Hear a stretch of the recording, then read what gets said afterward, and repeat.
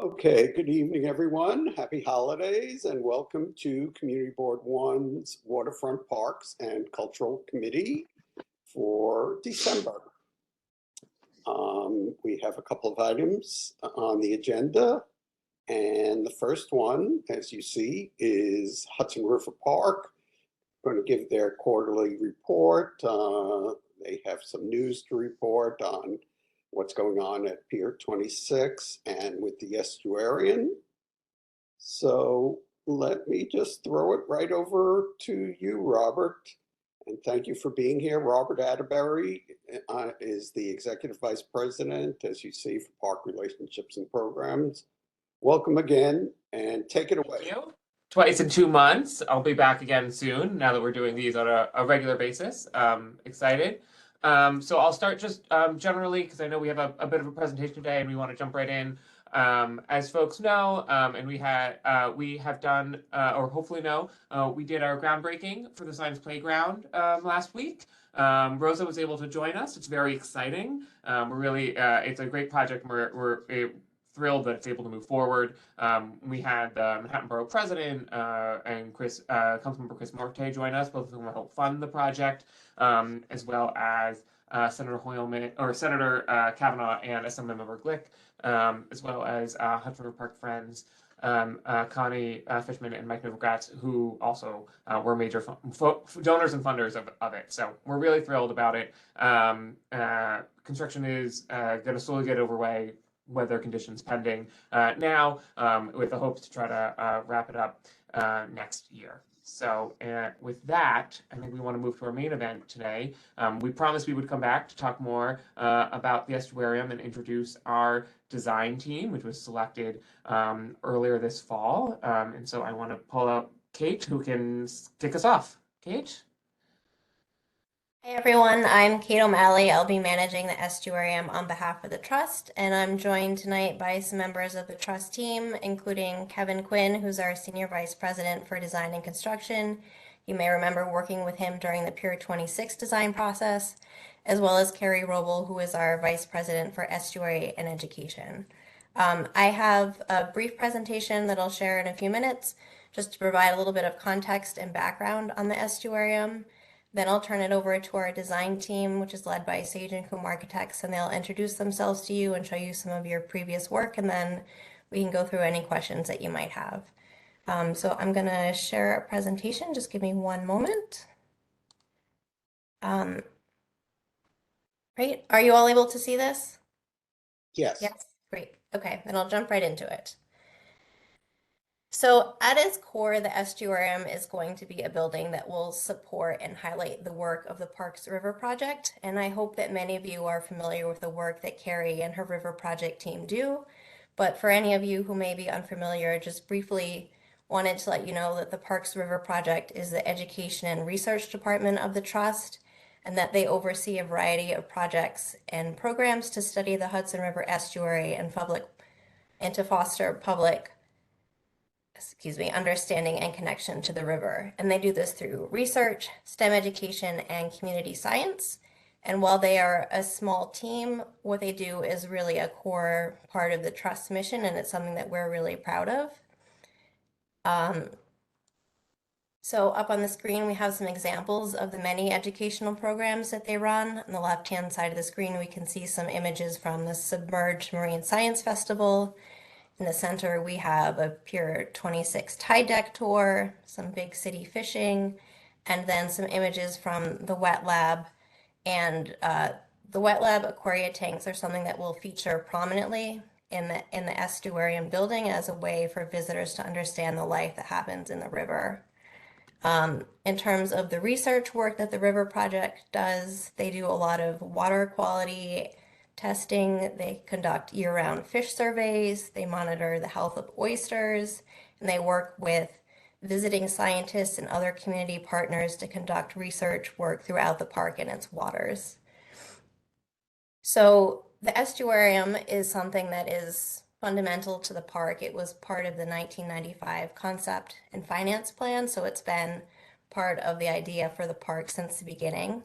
And it's really based on the work of the original River Project that Kathy Drew started So we're trying to honor that mission, and we see the estuarium very much in the same way as it was conceived of back then, as an education and research center devoted to the river that would allow for classrooms and interpretive science exhibits. So I'm sure most of you are familiar with the site. It's located on the upland area in between Piers 25 and 26. The southern portion of the site will be the science play area that Robert just mentioned and that we had a groundbreaking for last week. And then the northern portion, closer to Pier 26, will be the estuarium building. You can see an image from the roof of the Pier 26 restaurant and then a view from inside the fence. In terms of context, we have a rendering of the science playground with the oversized sturgeon play features. And the playground was really designed as a complement to the educational experience that students will be getting inside the estuarium. And on the right-hand side, you can see a little bit more about the site. The site itself is a bit complex, and I think that's something that we'll go through in more detail in further community meetings. But the thing to know is that part of the site is a concrete platform that's over the water, and the other portion is on land, and it's divided by our historic bulkhead. So there are some potential impacts there for design, but we'll go through those another time. And then up on the screen now is a preliminary building program for the estuarium. Some of you may remember that a few years ago we had a grant from DEC, which allowed us to study the estuarium. We looked at what sort of animals we might be able to display in different tanks and some technical aspects of the building, and they put together sort of a general idea of the types and sizes of spaces that we would expect to have in this building. So basically what it's showing is that we expect the building will be, this is showing 9,200 square feet, but we're saying about 10,000 square feet in area, which for context is slightly smaller than the building that houses the Pier 26 restaurant and boathouse. And then within that building, we're saying that the largest use of the space would be a gallery space to show aquatic exhibits and spaces for classrooms. There would be support spaces for visitors with bathrooms, a lobby, circulation space. And then there would be a field science station, support spaces for that work, and then a relatively modest size office and some building utilities. So the focus of the building is really the educational aspect and the spaces for classrooms, tanks, and science. And, we're really looking forward to getting started on this design process. I'm going to stop sharing now and then just speak a little bit about where we are in the process. We really just started. We've hired a really great team and we're really excited to start working with them. We signed a contract a few weeks ago and they're in what is considered a pre-design phase, which is basically information gathering. So they're reviewing all our existing documentation, looking through our as-built drawings, reviewing previous geotechnical studies, and sort of gathering all the foundational information that they'll need to work on the design. So we're at the beginning, and we anticipate that the design process will take us about 18 months. So we've got a ways to go. And very much as we did for the Pier 26 process, we anticipate working with you and the larger community to sort of inform the project as we move through things. So in the coming months, we'll be scheduling meetings to discuss the project with you and get your initial thoughts, feedback, and any concerns that you may have. So we'll certainly be in touch with the board as we're making plans for those events.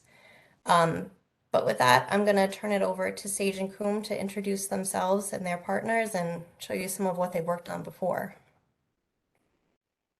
Thank you, Kate. My name is Jennifer Sage. I'm one of the principals of Sage and Coombe. My partner, Peter Coombe, is also on the call. There's Peter waving. David Hess from our office is joining us, as well as Steve Dangermond from EHDD, one of our key partners on this effort.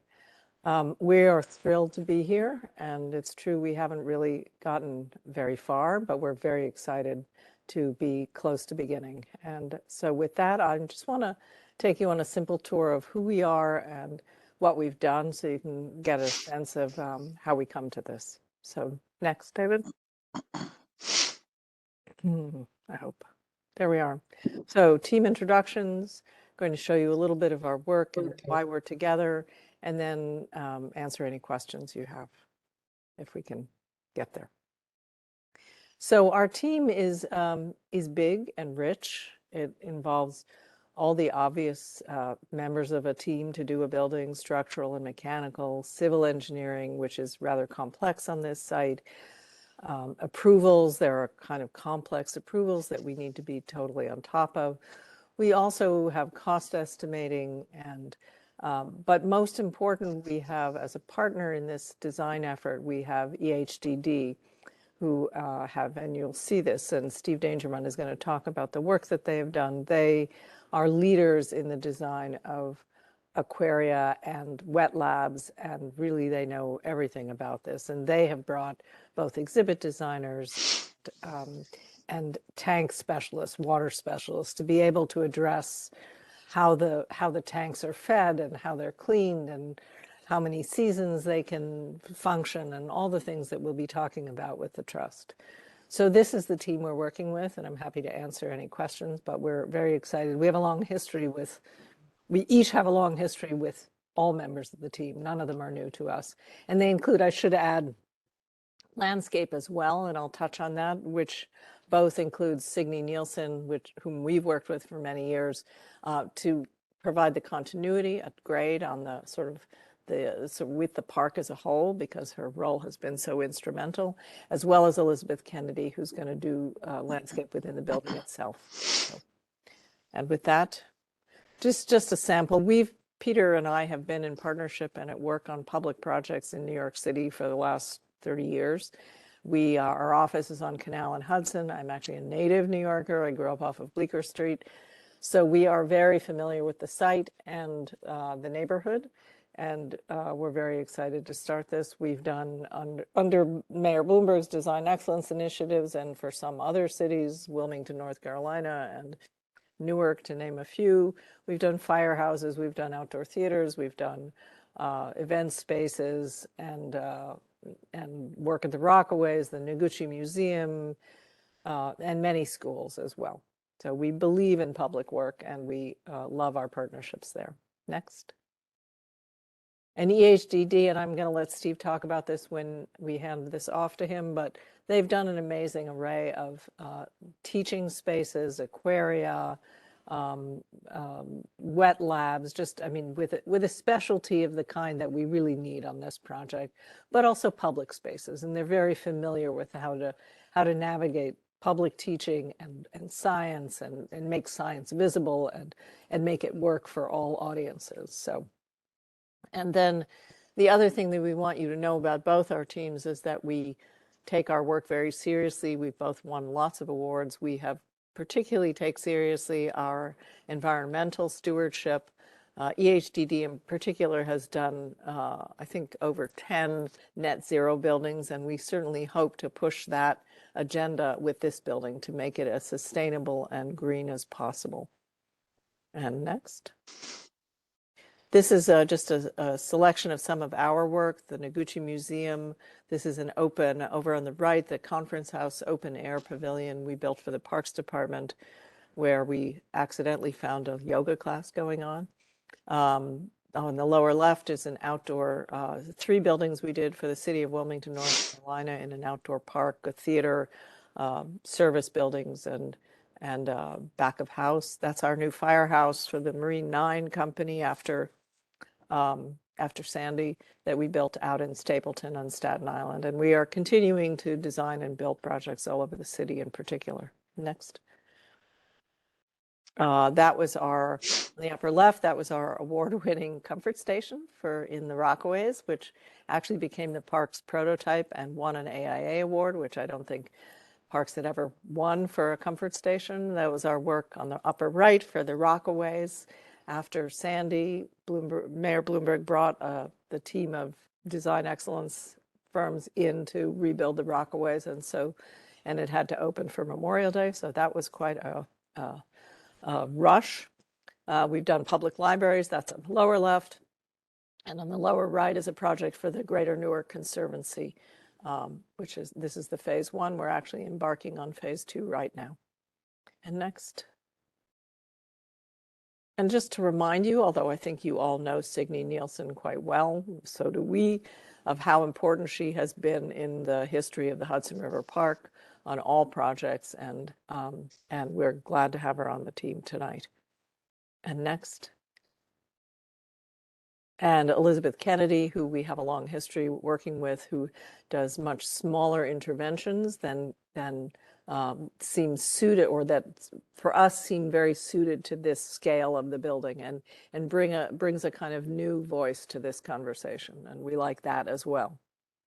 And next, and I think with that, I'm going to hand the reins over to Steve Dangermond, our partner in this effort, and Steve, I'm assuming that you'd still be happy with David driving?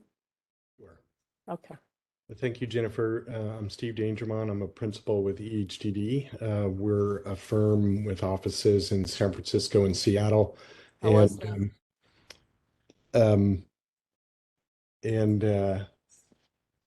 We're probably best known for the Monterey Bay Aquarium and the Exploratorium on the West Coast, but we've done aquarium, zoo, and museum facilities both nationally and internationally. But in addition to these kind of large-scale aquarium and science museum experiences, we've done a host of smaller facilities, more in line with the scale of this project. And we're really excited to be a part of this team. So we've done nature centers, visitor centers, interpretive centers, as well as smaller freshwater aquariums, as I said, all across the country. Next, please. And you know, all of these have in common a sensitivity towards what the visitor experience is like, and what kind of experience happens inside can vary from project to project, whether it be a very immersive aquarium type experience or a very hands-on touch experience or field station type feel. And so we look forward to working with the Trust, exploring what kind of experience this project will be next. And as I said, we've also done you know, more lab related kind of projects that are similar to the wet lab. The images on the bottom are a NOAA facility that we did in Southern California that includes hands-on touch experiences for kids and active science and learning. Next, please. And as Jennifer said, we're also national leaders in sustainability and sustainable projects with a whole host of LEED rated and net zero rated projects. And we look forward to exploring carbon neutrality and a high degree of sustainability in the estuarium. Next, please. And we've brought to the team two key consultants that we have extensive experience with. One is an exhibit design firm called Space House, and Brian Schutze, who's the leader of that firm, was the director of exhibits at the Shed Aquarium, and now in his own firm designs really interesting wet exhibits, aquarium exhibits for different facilities. And we're working with him now both in a facility in Mexico, but also at the Kansas City Zoo Aquarium and on a project in Southern California. So he brings a really high degree of creativity as well as a specialty in designing habitats and the kinds of tanks and interpretive systems that we will see in the estuarium. Next, please. And the other key consultant that we bring is a saltwater and freshwater engineering company called TJP. All they do is water systems for this type of facility, and they will be responsible for designing the intake system and outflow system to cycle river water through all of the tanks and keep everything alive inside the estuarium. And we've worked on probably 30 projects with them over the years, and are excited to have them as part of the team. So we're just really excited, I think, to be involved in this, and very excited to be the selected team. And with that, I think I'll turn it back to you, Kate, and we're happy to answer any questions that you might have. Okay, is that the end of the presentation, just to be clear? All Yes. right, well, you Yes. certainly covered a lot of ground. It's very exciting. Thank you. I will let the committee start out with their comments. And let's go with Wendy Chapman, followed by Andrew Zelter. And just as we get started, I think we have Kevin Quinn, our Senior VP for Design and Construction, who is in. If we could bump him over so he can join in. Thank you. Hey, Paul, can you hear me? Yes. So I just hit a button that my video just left, so I might have to log back out and log back in. But in the meantime, thank you so much. I saw most of the presentation before I hit the wrong button, and it's great. And everything you showed is just so exciting. I wanted to just bring up the fact that this week, especially, there were two meetings. One yesterday at the Environmental Committee, and one earlier in the week at the Smithsonian. Uh, Museum for the American India with the HAT study. And we've had extensive questions that the Army Corps of Engineers gave us a presentation yesterday that the Hudson River Park is absolutely on their must-do list if the project gets funded and Congress approves it and New Jersey and New York approves it. It's a long process, but that would mean there would be some sort of sea wall or berm or something like that that will be in the range of 8 to 12 feet high, that the Army Corps is saying is essential.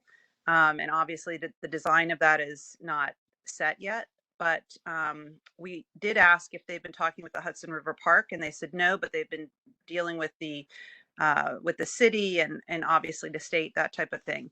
Are you building your facility, which will be right where they're possibly putting their berm or wall, with resiliency in mind in any way? And are you building it for the 100-year flood event or higher? Yes, we are building it to maximize. We will be above the floodplain, not only in compliance, but if we can push it further, we certainly will.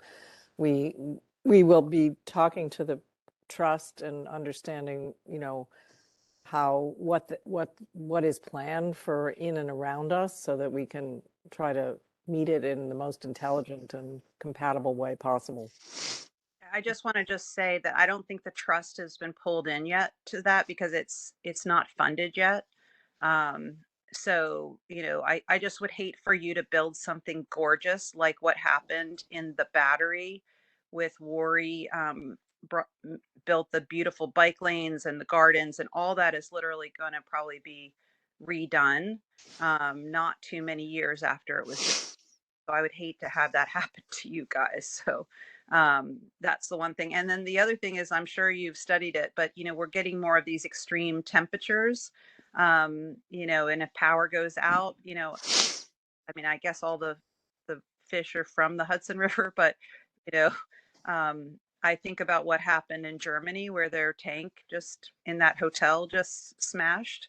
Are you thinking about that as well? I think we're going to think about it all. I mean, Steve and his end of the team really has the expertise on tanks and water management. But yes, everything you mentioned will be on our list of things to address. I mean, Steve, would you add anything to that? Well, I would add, first of all, if you're wondering, we were not the architects of that facility in Germany.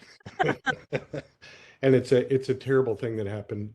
We do know the acrylic manufacturers who've gone on site to help investigate what happened there.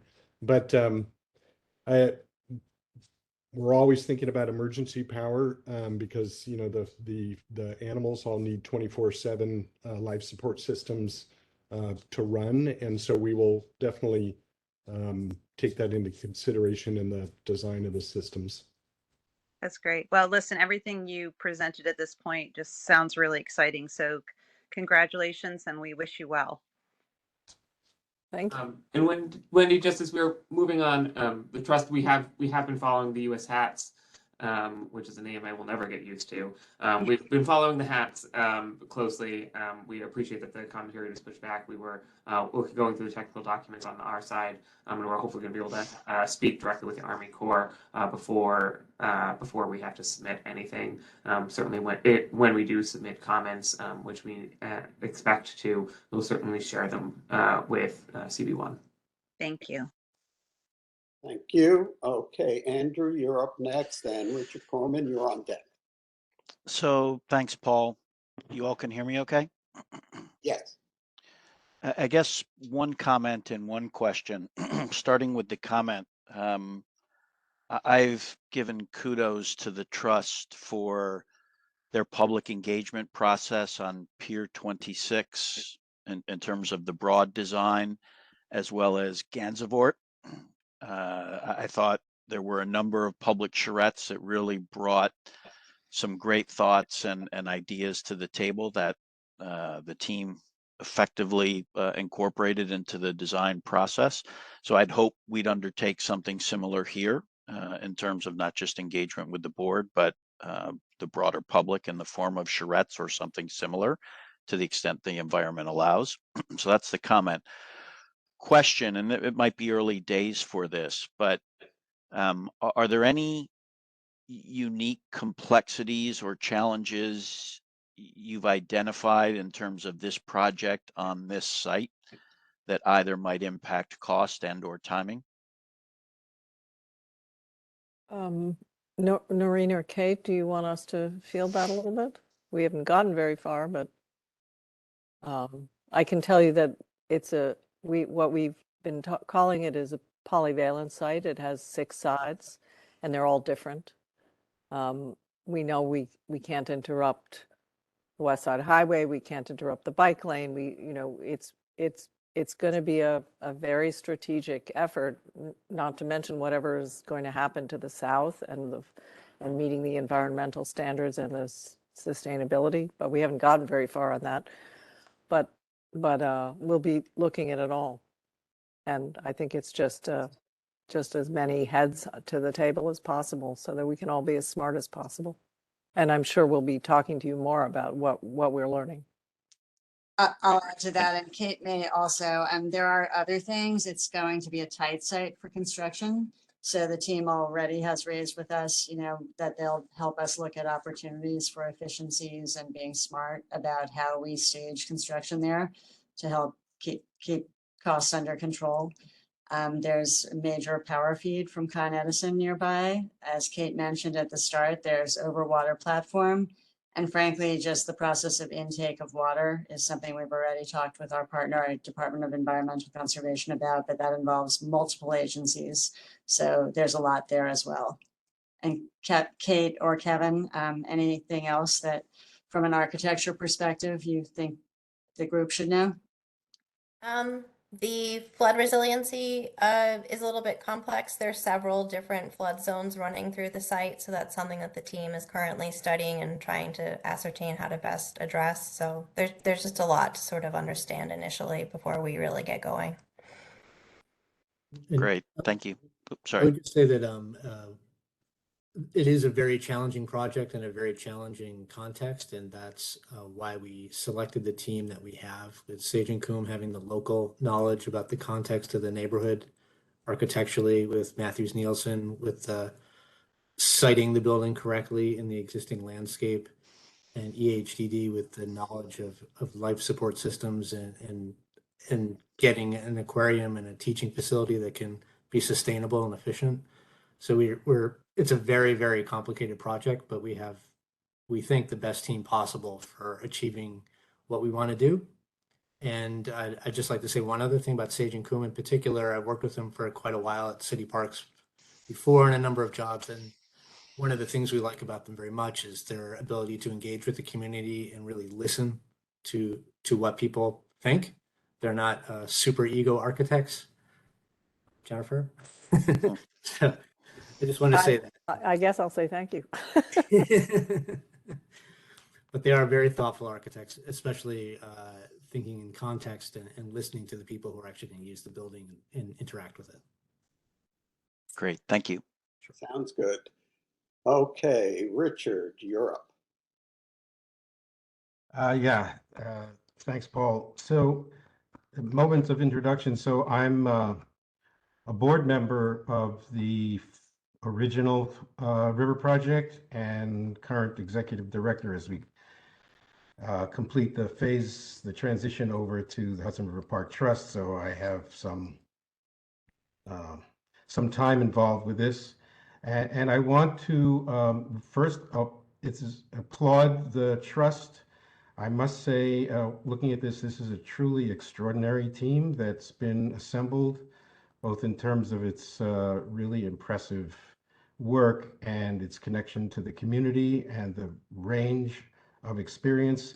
As some of the questions have already indicated, this is going to be a very complex project for lots of reasons, not the least of which is the things that we're trying to accomplish there. And that brings me kind of to my first question, which is really just to confirm what the concept is.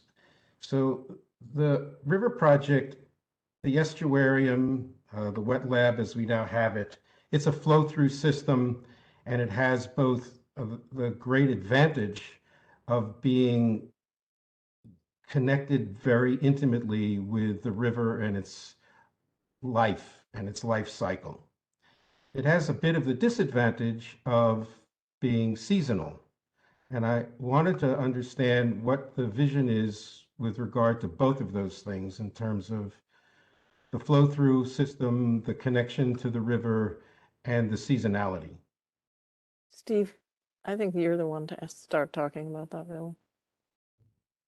Well, speaking to it, from the standpoint of just getting started, I think that the initial vision is that that the flow-through nature of the current facility will continue anew with a more robust system, and that to some degree the seasonality will still be there, but that we also will be looking at some portion that is year-round rather than kind of closing the entire facility down at the end of the season. There can be some recirculating tanks and exhibits or a clever enough intake system that we can continue to operate year-round. So it'll be a little bit of a hybrid between what it is now and a slightly more polished version and year-round version that is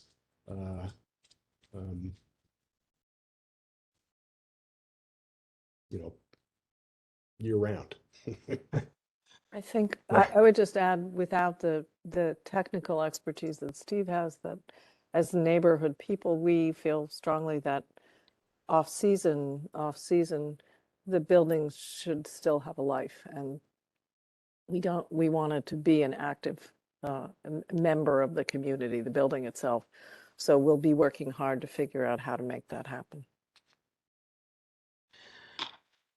Yeah, I think I agree. I think that's really important, both aspects of it. I'm happy to hear and have always been encouraged to hear that the flow through concept, that the connection to the river was never going to be lost. And I just have to underscore how important that is for the overall concept and for the overall, the original purpose of the River Project, which was research, education, and restoration of the Hudson. And so it's not just an aquarium, it's a science lab. It's connected to the animals, and it needs to understand the animals in that river well, and so does everyone here in New York, as far as I'm concerned, certainly. But I also agree that we need to have a full year there somehow or other. So I leave it to your thinking and your creativity to make that happen. I wanted to ask, in terms of the tank capacity, just in general, I know it's very early stages. Is it thought to be similar in capacity, larger in capacity, or less than what's there today in the wet lab? It's expected to be larger. I think we've been saying about 8,000 gallons, where I believe the current wet lab has about 3,500. Yeah, I think that's about right. Okay, great. That's really good to hear. And then what do you see as the next phase, both in terms of Community Board 1 and public engagement? When will we see you back again? What's going to happen with all of this next? I'll chime in on this one. So we wanted to come. You guys had asked me, we wanted to bring the team to meet for some introductions and do it in the next couple months. We'll come back for a more robust sort of initial engagement to talk to you guys about some of the goals, concerns, red flags, and to dig in a little bit more into the meat of it. Once the team has got had a little bit more time to get their feet under them and familiar with the sites and the constraints, and our goals overall. I expected to do that sometime between here in the spring, and then we will, we'll work with you guys and the larger community on trying to make sure we can or continuing that process, not trying, but continuing that process throughout the design piece. Thanks, Robert. And then just one last, just to repeat that I really, it's quite an extraordinary team, and really impressive. And I really am looking forward to seeing what you all come up with. Thank you. We're really excited. Thank you. Okay, Tammy Meltzer.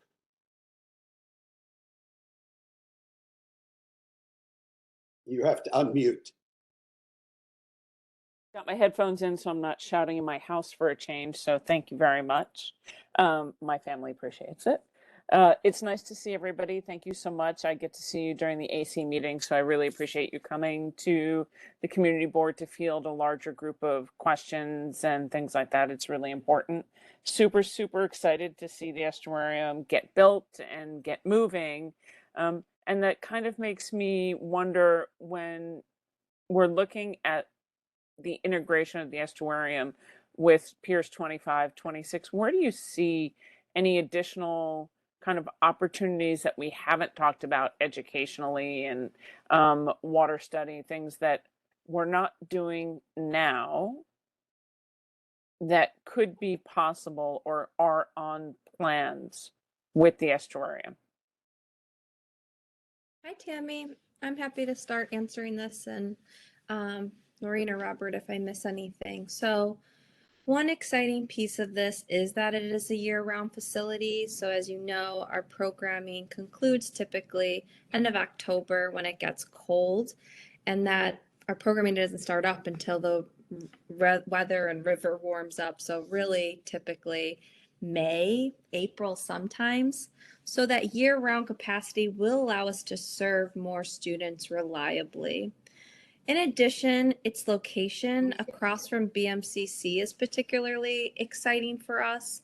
This space is going to allow for the potential of greater internship opportunities, docent opportunities, research opportunities. So through the AC, you're well aware of how we're building that relationship proactively with BMCC now, and see this facility as being a real kind of anchor to some of those partnerships with both the faculty and students. But then to just build off of some of the pieces of this space, the micro lab will of course help to engage both students, community, and scientists, and have some of that work more on display than it currently is in the park. A lot of people can't see the science that's going on because we're in the field, but then perhaps we're processing behind closed doors. So just that real accessible element of the science being so visible has been definitely a conversation we've had with this facility. And I think we're excited to expand off of pieces that just weave nicely into the Pier 26 space. We see this as part of that space, and this building having a conversation with Pier 26, which is all native plants and speaks to what our coastline looked like before European and impacts. So we're interested in connecting it to of course, the tide deck and coastal resiliency. But ultimately, it's going to be an exciting window into the Hudson and allow us to really showcase habitat and wildlife in a way that hopefully reaches more communities. And feel free to add on anyone from our team. I think I'd just like to point out that I'm really hoping to work with the team and get the building to be more than just about what's in the water too. You know, there's insects and birds and vegetation, and we have two really strong landscape architects on the team. It's not just a building project. So we're looking forward to figuring out exactly what that means. I don't know exactly what it means, but getting beyond to thinking more than just the water, thinking about what's above the water as well. I'm sorry to interrupt. Is there a step down to the water? Wendy, yes, you got me. That was going to be one of my follow-ups. If there was a step down or connection to the water from the building, the estuarium in any way, whether that's within the building or in the exterior of the building.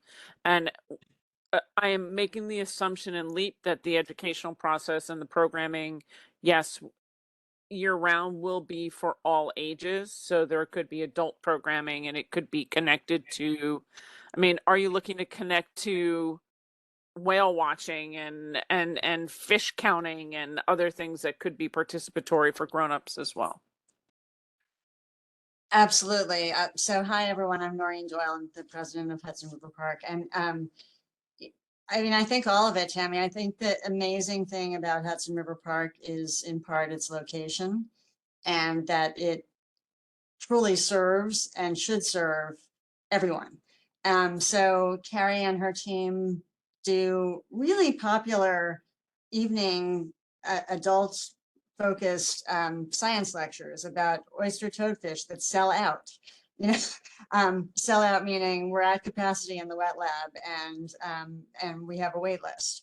And it's incredible to think of the opportunities where people who come to the park for one reason, to play, to go to the playground, to have a drink at Grand Banks, whatever it is, and leave having discovered that the river is alive and that there is an abundance of life here. And in fact, that, you know, it's helping, and we're helping, and our broader community are helping advance science and understanding of climate and other things that New Yorkers and our visitors should know. So I think the idea, one of the things that we really want to do with the space is make sure that it's flexible to adapt to evolving needs, groups, etc. It's a fairly small space. It's got its challenges, but we don't want to kind of set it in time and not be able to adapt to communities and connection points as they continue, Tammy. So I think that's the case.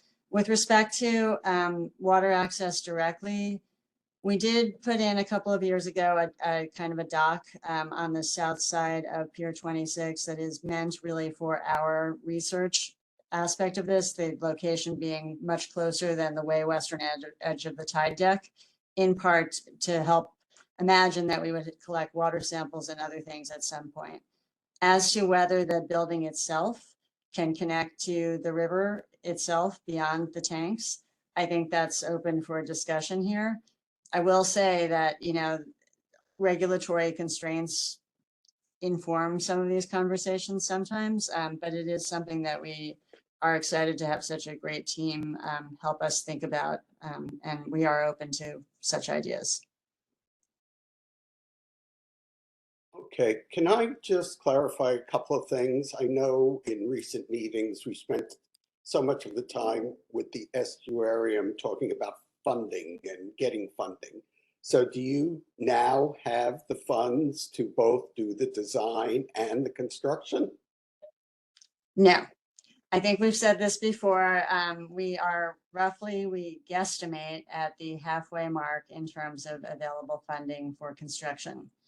The trust made the decision to start the design process for two reasons. One, to give us a better sense of the cost estimate for the actual construction part. You know, right now we have just a placeholder based on some crude assumptions about amount of space, etc.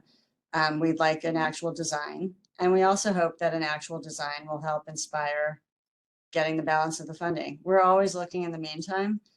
We were able to get some money from New York City last year, which was terrific. We try a lot.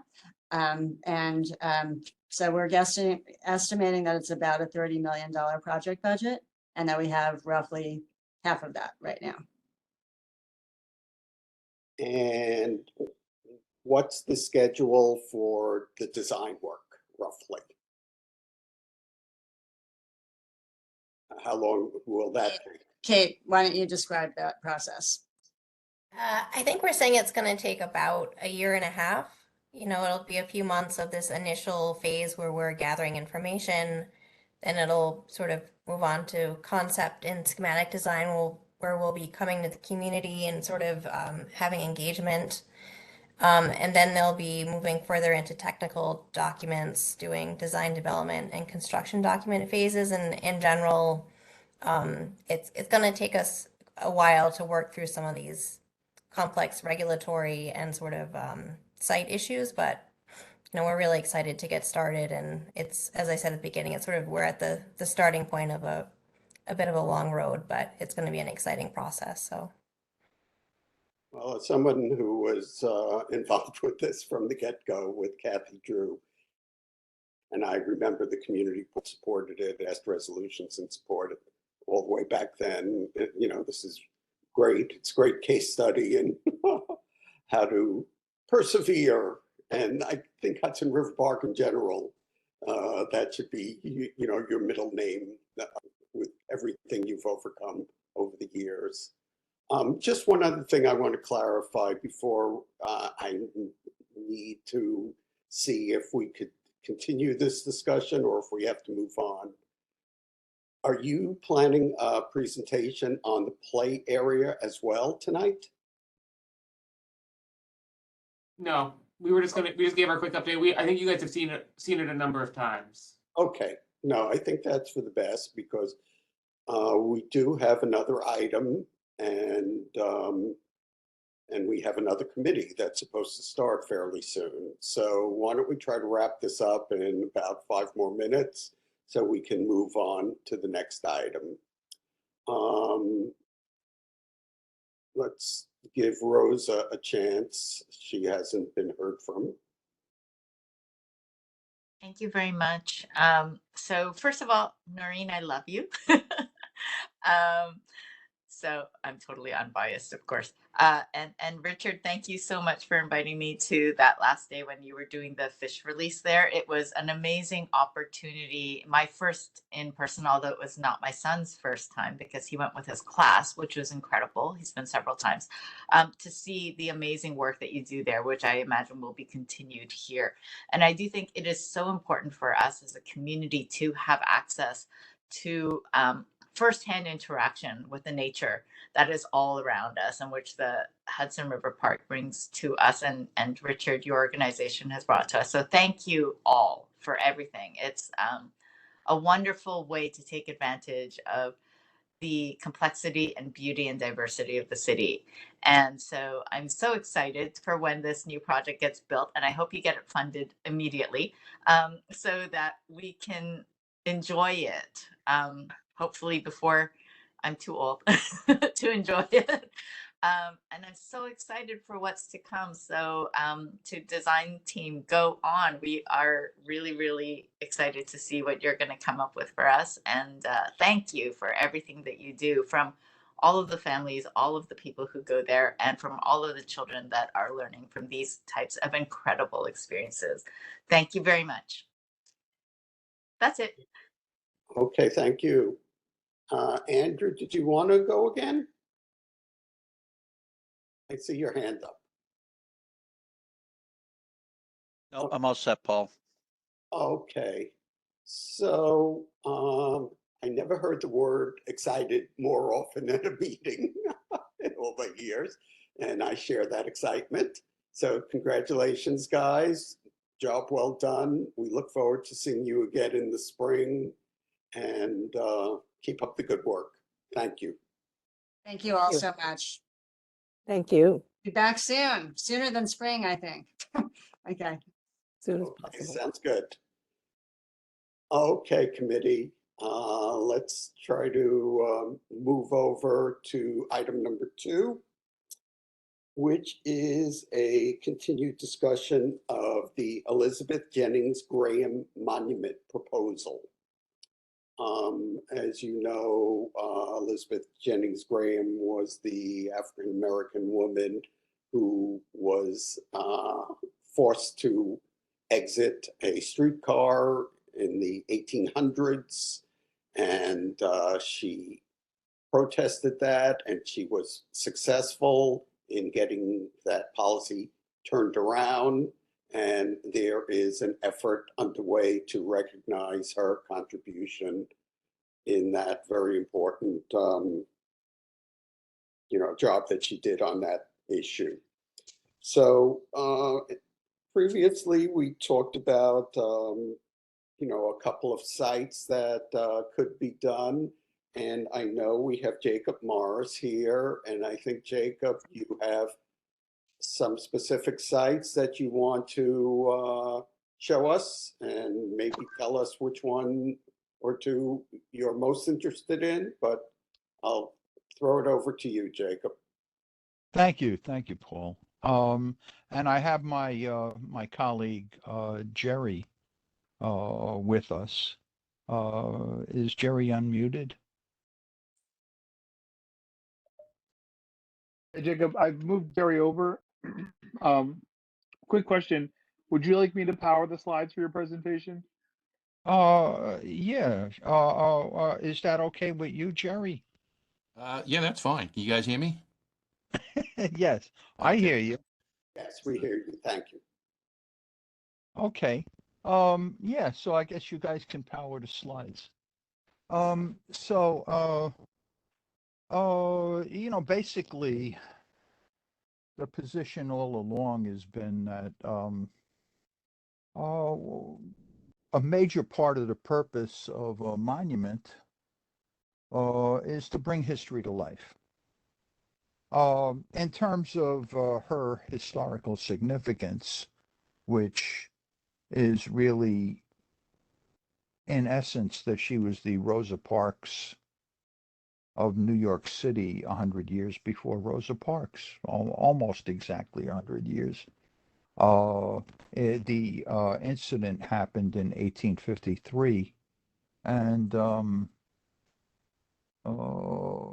then they won the case in 1854, and that led to the desegregation of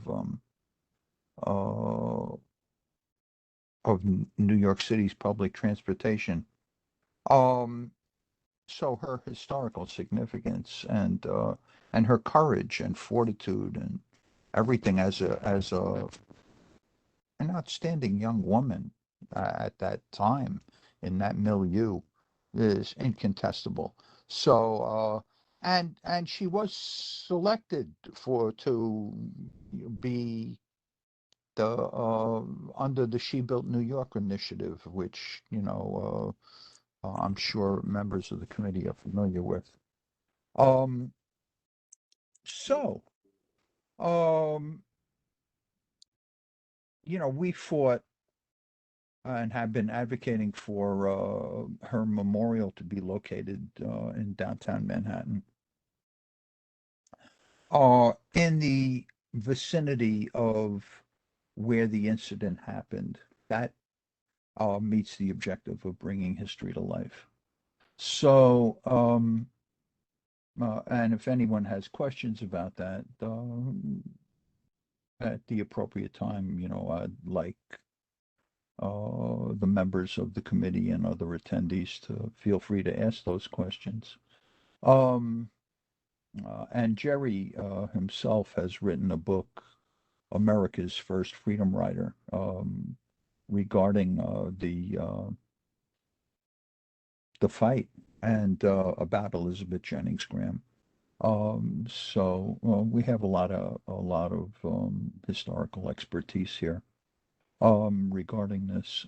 So we have her pathway that she walked to the streetcar where the conductor threw her off. the streetcar physically onto the cobblestones on a Sunday morning when she was on her way to church. Um, and one of the slides has like the dotted line of where she walked, and so the locations that we picked are correspond to where she walked. Um, so uh, uh, Jerry, should we move to the next slide? Yeah, might as well Okay. go to the next two or just, yeah, so. Uh, okay, so we covered why and where she should be remembered. Okay, so then we should go to the next slide after that. The diagram. Okay, distance from the original location. This is the one with the dotted lines, right, Jerry? Yeah. Okay.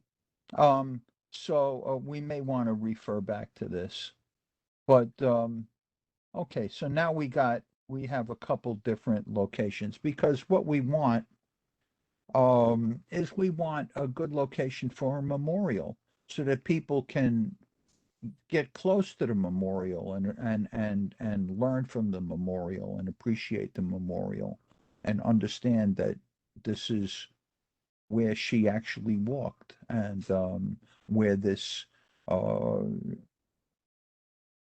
major historical event happened. So okay, so let's go. Let's go to what we came up with. Um, go one more. Go one more. Okay. You guys see that cone? Um, and you see the archway. Um, so literally, the streetscape was completely different in 1853. None of this was there. That was a street. That wasn't a walkway. Um, so we're dealing with the art of the possible. Um, uh, Jerry put that cone on that particular square, just past that. I guess you could call it an automotive barrier.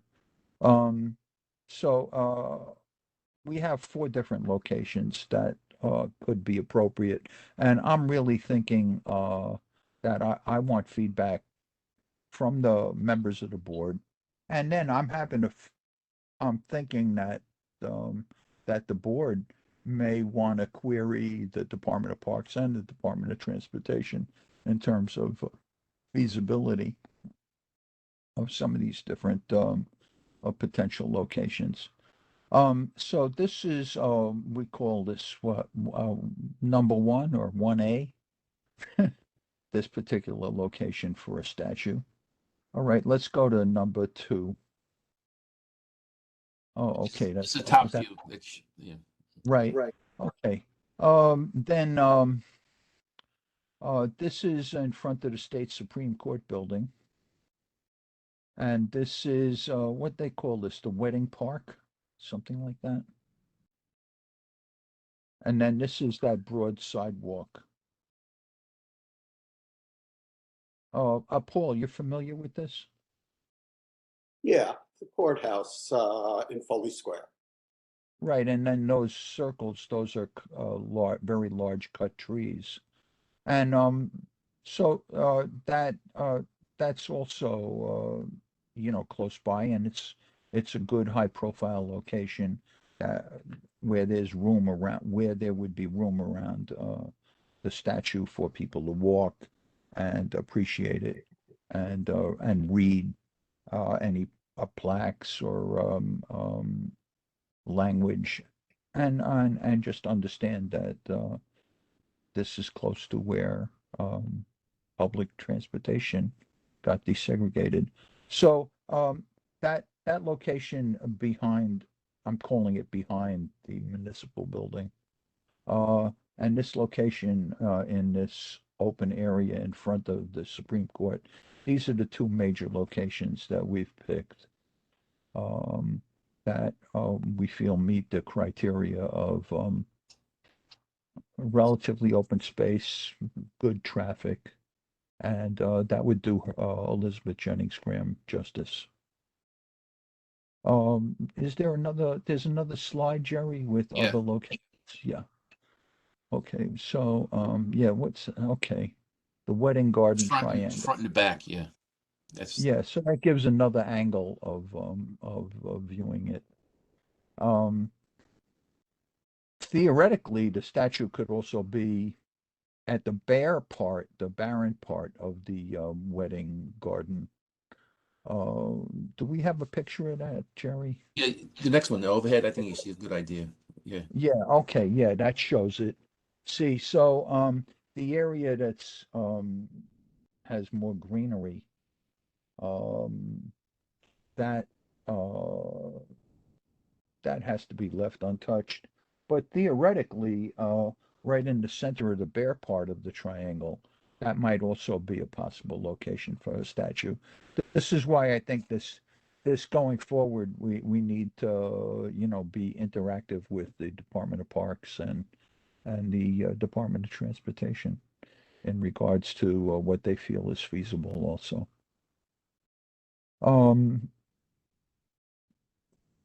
Jerry, you have any, oh, keep going down.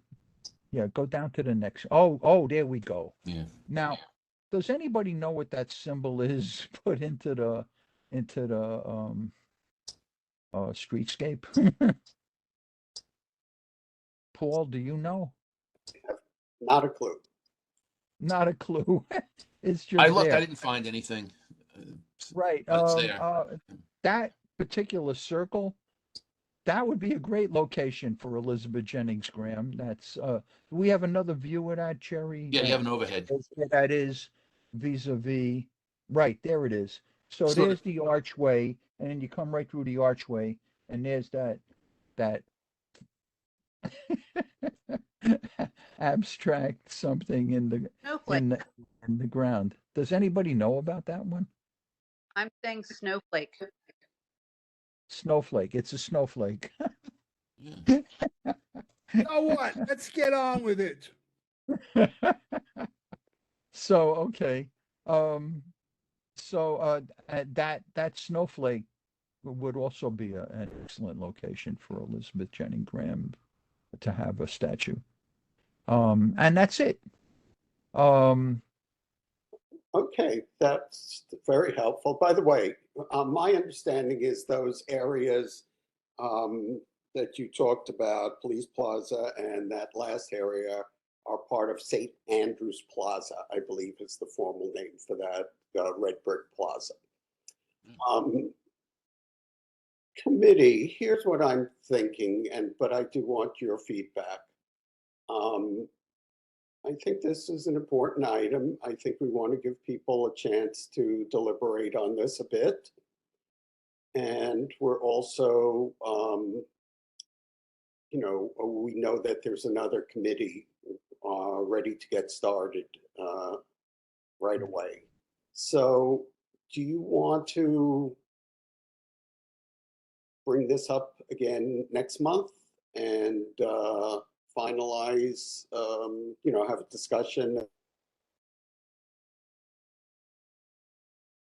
do some research as to which agencies would need to be consulted? I think that's a great idea, Paul. Okay.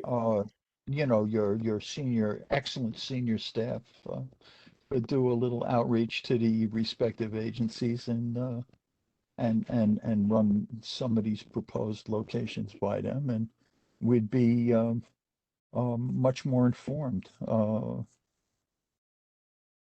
Okay. And so would the quality of our decision making.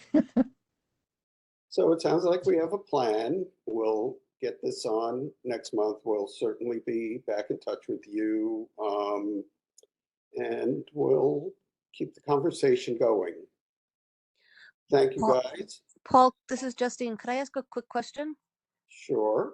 And I agreed with everything you just said, first of all. But secondly, first thing I wanted to ask was, is there an idea of what the memorial will be, whether it's a statue, a plaque, or something? Or we don't know that yet until you know the location? I could begin to address that. And maybe we want to do that next time, but just that also, I think, depending how big it is and what it entails, I would think that would matter as to where the location, it would have reference to the location. I totally agree with you. And so let's see. Okay, well, She Built New York was supposed to be 10 statues in 2 phases. Um, and the total budget was 10 statues, $10 million, $1 million per statue. So it would be a statue. Okay. And I think that would be a fabulous thing for her to have a statue. Um, and in regards to budget, well, the She Built New York money was allocated, and then it went into limbo with the leaving of office of the de Blasio administration. However,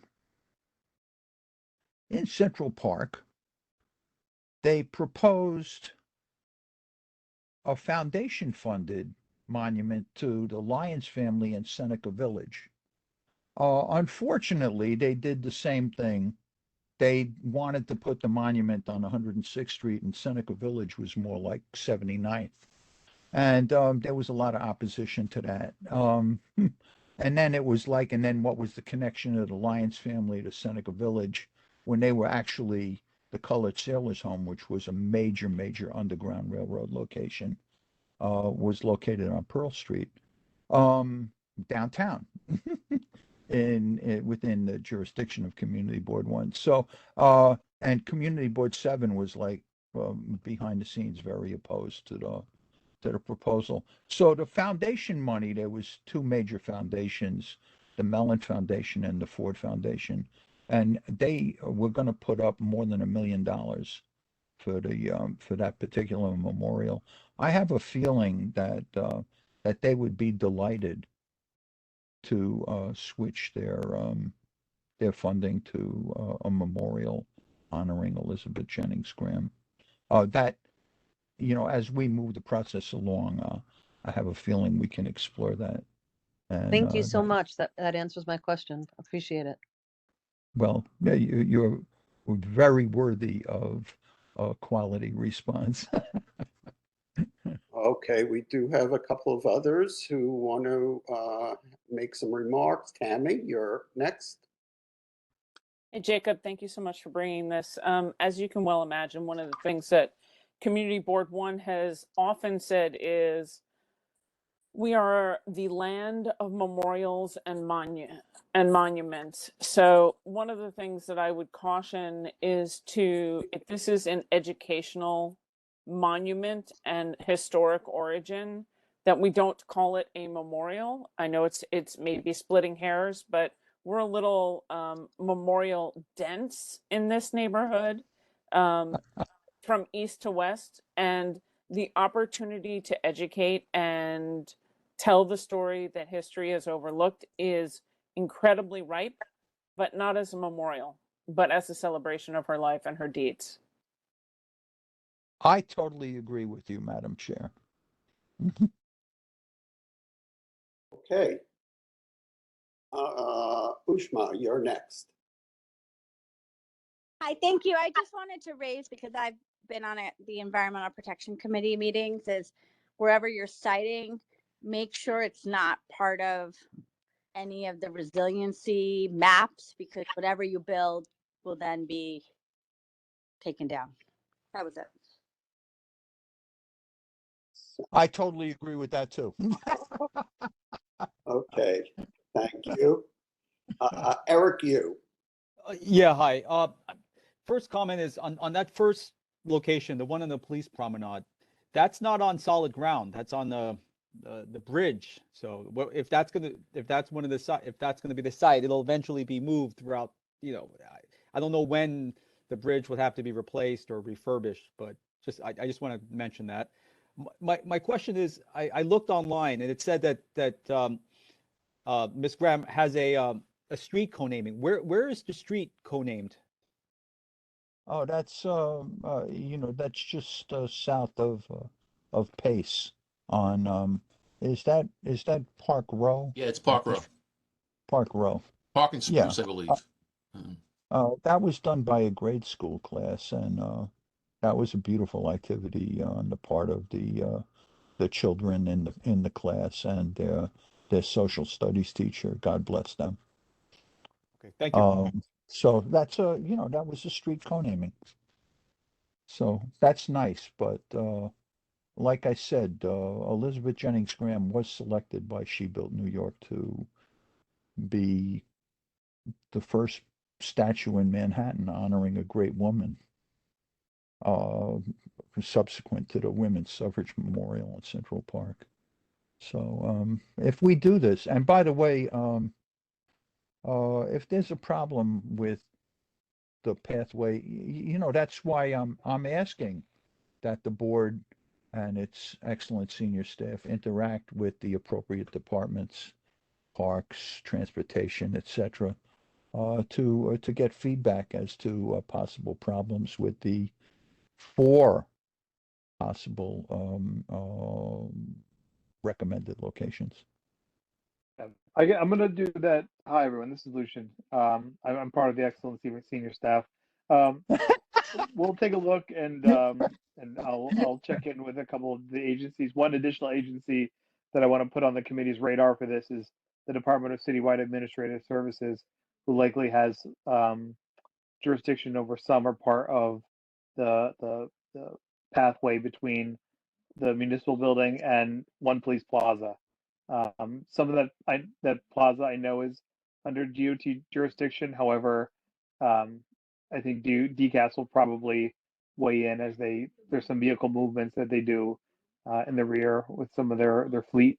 But that's something that we can come back next month with a better idea of their reaction to that proposal, Frankly, potential proposal. That sounds fantastic, Lucian. Personally, I like the snowflake. I'm just like confused how that snowflake came about, but that snowflake, Irrelevant. yeah, is I'll let you know about the snowflake. right, Okay. right. We got to get some feedback from the departments, the city Let's department. just get one more member whose hand is up, Joe Lerner. Can you hear me? I can, yes. Okay. Can you tell us exactly where she was thrown off the streetcar? Jerry, you want to weigh in on that with the dotted line? Let's go back to the dotted line. Just tell me where. You don't have to show me anything. It's really the Well- you got to go back a little. It's on the other side where the bridge. Well, yeah, really pretty much where Park Row and Pearl meet, and it's right by the entrance onto the bridge. You The can see it Brooklyn on the Bridge? larger. The Brooklyn Bridge? Yeah, in other words, the streets are not there anymore. Yeah, I So understand. we're like, right in He's talking the about streetscape adjacent to, is completely right changed. about here. You know. and I guess near the approach ramps to the Brooklyn Bridge. Yeah. Yeah, Right. so the intersection was That's eliminated there. during urban renewal. Right. Thank you. All right, thank you. Excellent, All right, excellent question. thank you, Morris and Jerry, and Jacob and Jerry.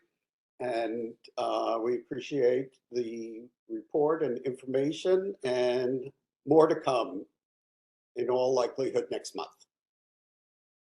Excellent, Great. excellent, Paul. Thank you so much.